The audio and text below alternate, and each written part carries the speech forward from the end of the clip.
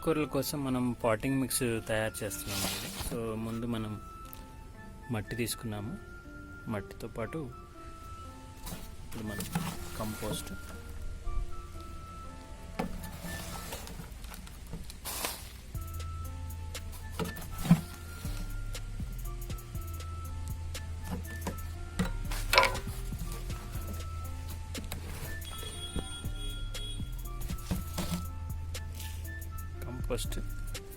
Next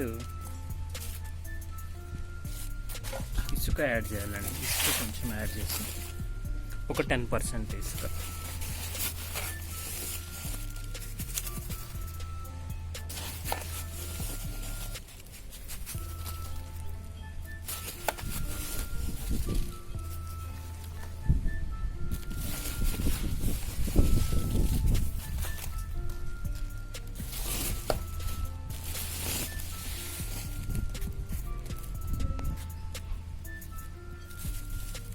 తర్వాత neem cake powder ఒక గుప్పెడు సరిపోతుంది.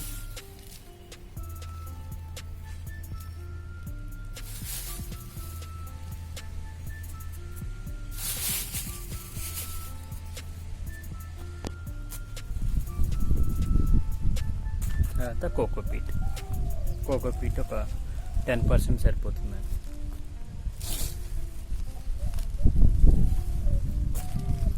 ఎక్కువ మనం మట్టి, కంపోస్ట్ వీటి మీద ఎక్కువ కాన్సన్ట్రేషన్. మిగతావి జస్ట్ ఒక 10% కలిపేసి ఇది బాగా మిక్స్ చేయాలండి. మిక్స్ చేసిన తర్వాత మనం ఇప్పుడు పాట్స్లోకి తీసుకుంటాం.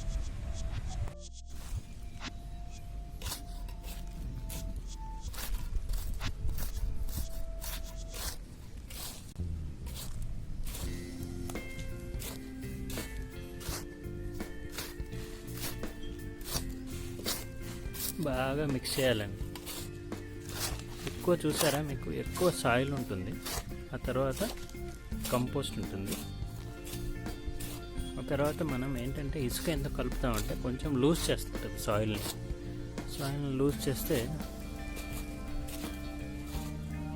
వాటర్ ఫ్లో, ఎయిర్ ఫ్లో అనేది ఉంటుంది. కాబట్టి రూట్స్కి కొంచెం ఇసుక కంపల్సరీగా కలపాలండి. ప్రీవియస్ వీడియోస్లో మనం ఇసుకని చెప్పలేదు, ఇసుక మాత్రం కంపల్సరీ కలపాలి. ఇసుక కలిపితేనే మనకి మొక్కలు బాగా ఎదుగుతాయి. లైట్గా 10%, మళ్ళీ ఎక్కువ కలపకూడదు, ఓన్లీ 10% మాత్రమే ఇసుక కలపాలి.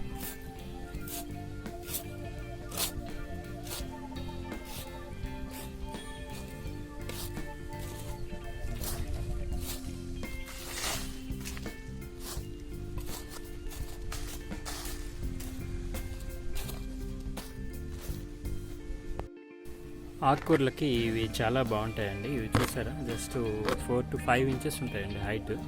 5 ఇంచెస్ ఉండి వెడల్పు ఎక్కువగా ఉంటాయి. అలాగే ఇట్లా ఒక ట్యాపరింగ్ కనుక లేకుండా స్ట్రైట్ ఉంటే బాగుంటుందండి. బట్ అలాంటివి మాకు దొరకలేదు, కాబట్టి ఇట్లా స్ట్రైట్ ఉంటే బాగుంటుంది. బట్ అలాంటివి మాకు దొరకలేదు.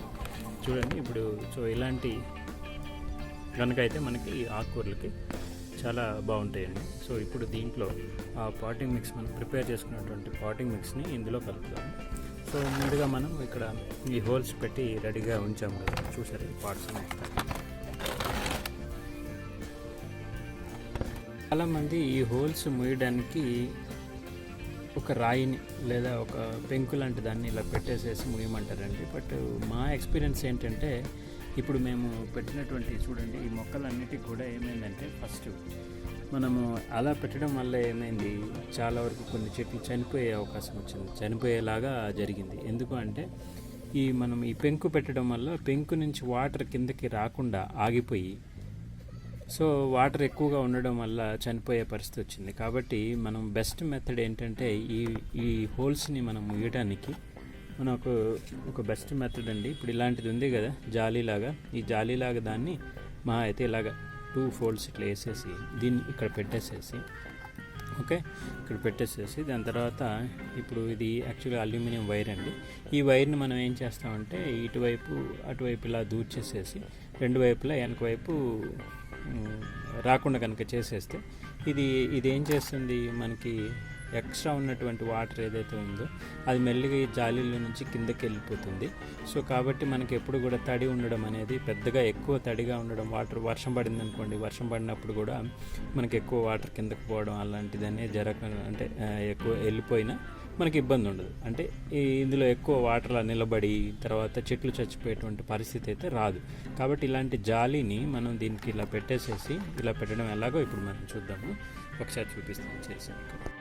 చూడండి, ఇక్కడ ఇలా పెట్టేసేసి దీనికి ఇలా వైర్ ఇలా లోపలికి 2 వైపులా ఇలా గుచ్చేసేసి ఇక్కడ చూస్తే మీకు తెలిసిపోతుంది. సో ఇటువైపు ఇలా కనుక మనం ఆపేసేస్తే ఏమవుతుందంటే ఇప్పుడు అది మనకు కదలకుండా ఉంటుంది.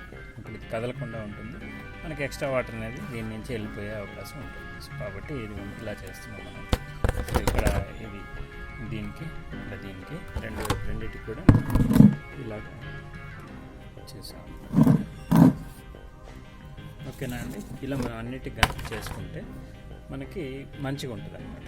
ఎప్పుడు కూడా మనకి మొక్క చనిపోద్ది అనేటువంటి భయం ఉండదు. ఎప్పుడైనా ఎక్స్ట్రా వాటర్ని మనం దీని నుంచి వెళ్ళిపోతాయి. సో ఇబ్బంది ఉండదు. వర్షాలు పడినా ఏదైనా సరే, మనం ఎక్కువ వాటర్ ఉన్నా సరే ఏమవుతుంది, ఎంత కావాలో అంత తీసుకుంటుంది. మిగతా వాటర్ అన్నీ కూడా దీని నుంచి వెళ్ళిపోద్ది. ఎప్పుడు తేమగా అయితే ఉంటుంది. సో ఇది మంచి పద్ధతి అండి. కాబట్టి ఇలా మనం అన్ని మొక్కలకు కూడా మనం ప్రాసెస్ చేస్తాం. ముఖ్యంగా మీరు ఇలాంటి పద్ధతిని ఫ్రూట్స్ ఉంటాయి కదండి,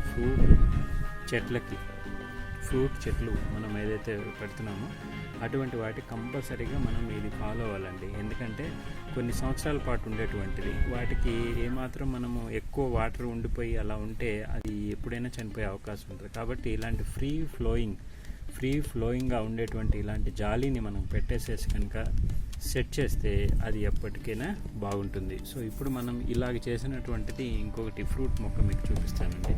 ఇదిగోండి, రీసెంట్గా మనము ఈ మ్యాంగో ట్రీని రీప్లాంట్ చేసాము.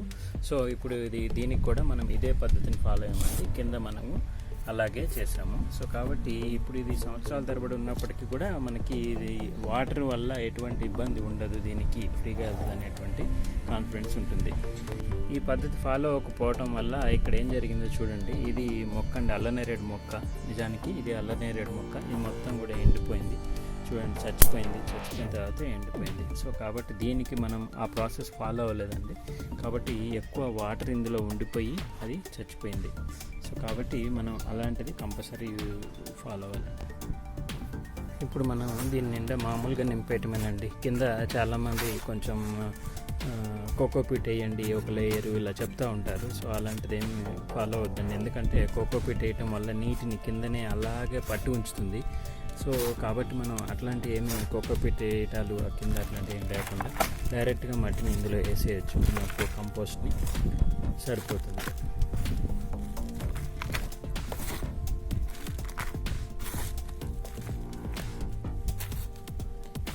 ఎందుకంటే బిగినింగ్లో చాలా కష్టాలు ఉంటాయండి. మనకి పూర్తిగా తెలియదు కాబట్టి ఇది మంచిది అది మంచిది అనుకుంటూ చేసుకుంటూ పోతుంటాం.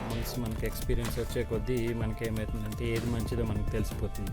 ఇప్పుడు కోకోపీట్ కనుక మీరు ఎక్కువ కనుక వేస్తే ఏమవుతుందంటే ఇందులో వాటర్ రిటెన్షన్ ఎక్కువ ఉండిపోయి మొక్క చచ్చిపోయే ప్రమాదం ఉంటుంది. కాబట్టి కోకోపీట్ ఎక్కువ ఎప్పుడు కలపకూడదు.